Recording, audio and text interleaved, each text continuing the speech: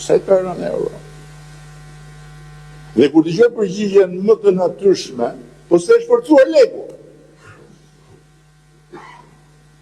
Si kur kapi gafil dikë që tha një gaf. Po se vërteta nuk është që ka rënë euro, vërteta është që është forcuar leku. Kjo është vërteta. E vërteta është që leku është pasqyrë e një ekonomie tjetër.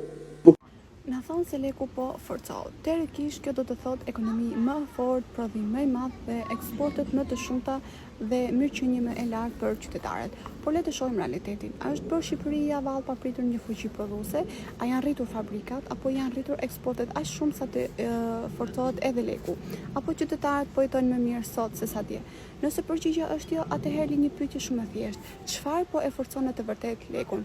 Ekonomia nuk matet vetëm me kursin e këmbimit, ajo matet me pagat, me punësimin dhe gjithashtu me prodhimin dhe standardin e jetesës. Pra, pyetja që unë ja bëj vetes, gjithashtu po a drejtoj edhe juve.